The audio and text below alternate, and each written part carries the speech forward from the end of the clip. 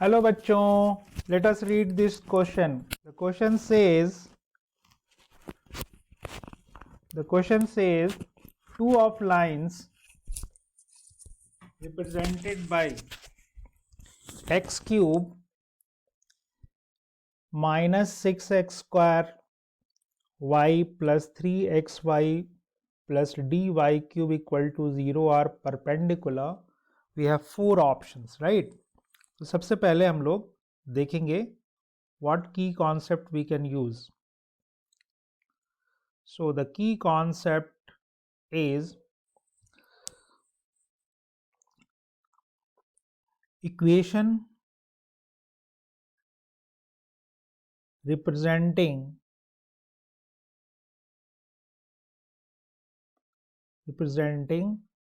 three lines passing through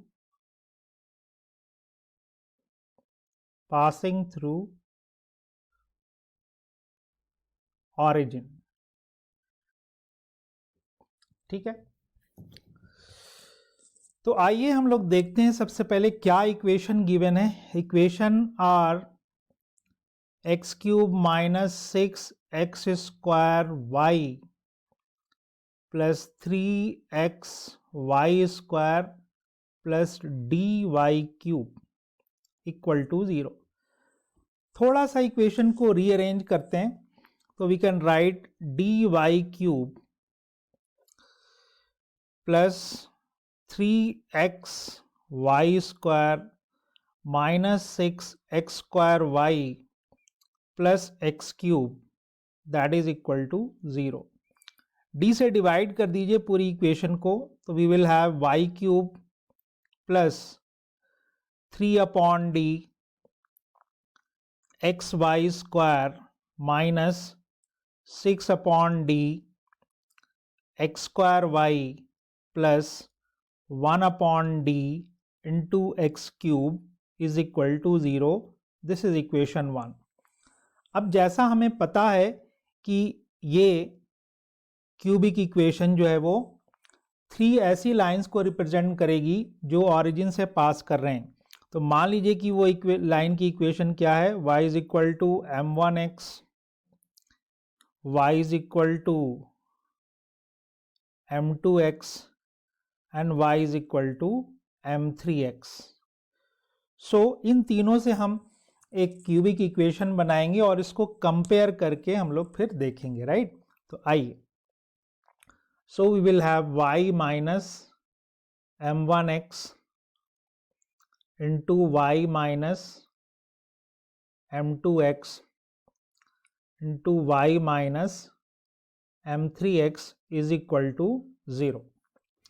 So we will have y minus m1x into, इन दोनों को multiply कर लेते हैं तो y into y square and then we will have minus m2 plus m3 into x into y plus m2 m3 x square, this is equal to 0. फिर इसको इससे multiply कर लो तो this is y cube minus m2 plus m3 x y square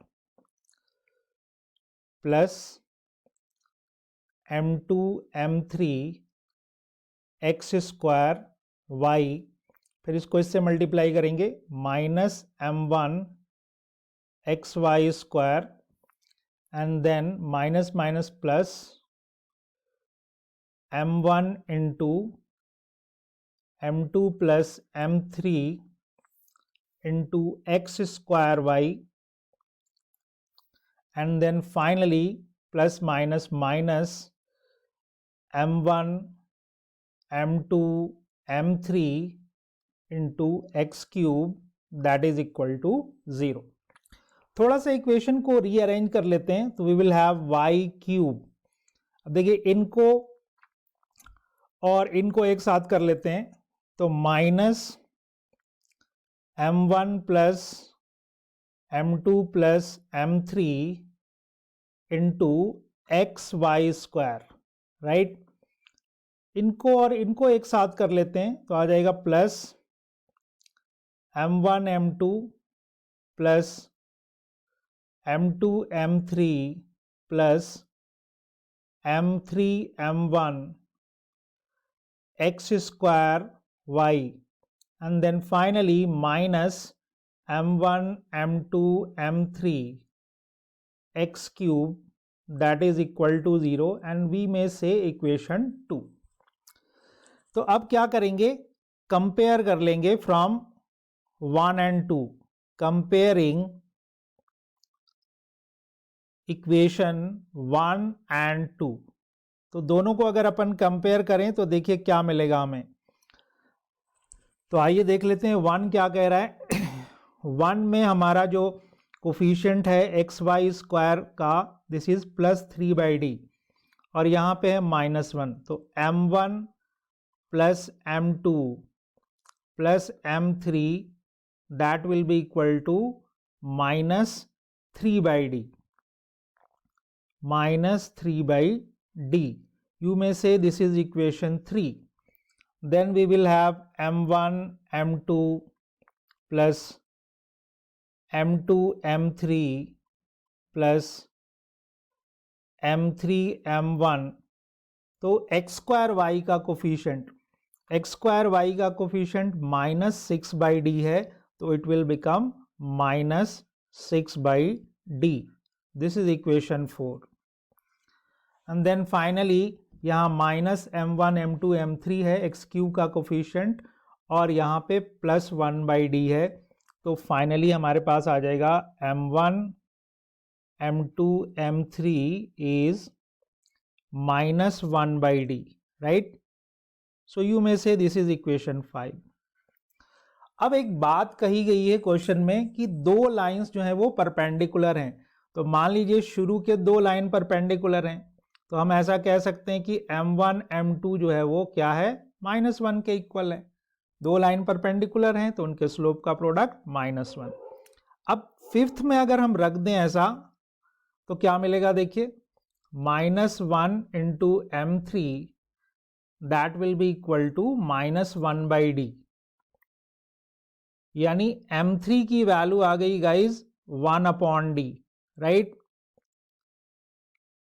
अब इस m3 की value हम यहां यूज करेंगे इक्वेशन 4 में। तो फ्रॉम 4, तो m1 m2 पहले ही -1 रख दो, और यहां से m3 कॉमन ले लो, तो प्लस m3 कॉमन ले लेंगे तो आ जाएगा m2 plus m1, and this is equal to -6/d, -6/d.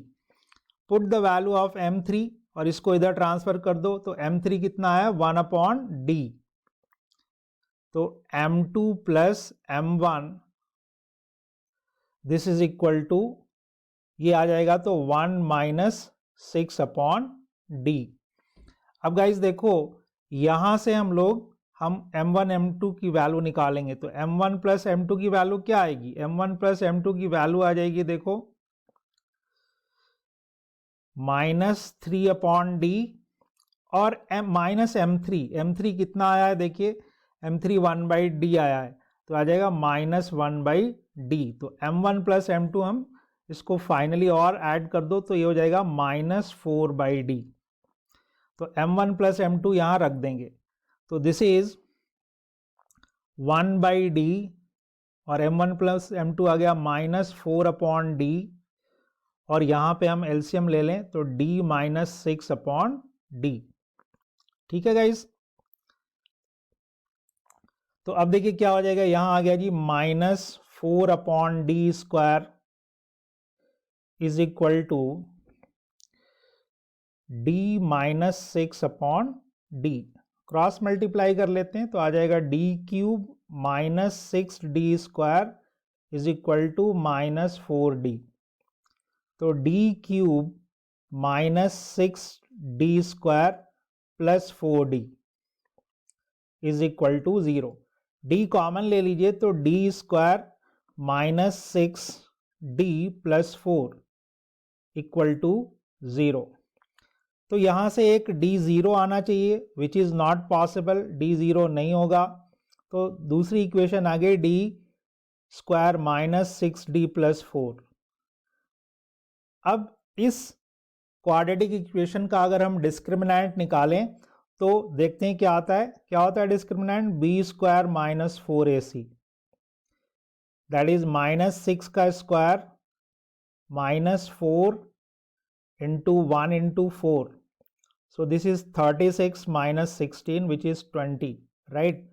Positive है, यानी दो डिस्टिंक्ट रूट्स होंगे, यानी यहां से हम देख सकते हैं कि d की दो वैल्यूज आ रही हैं। अब ऑप्शन चेक कर लें कौन सा पॉसिबल है। 2 real values of d, so our final answer will be guys option B. Final answer is option B and I hope you understood it well.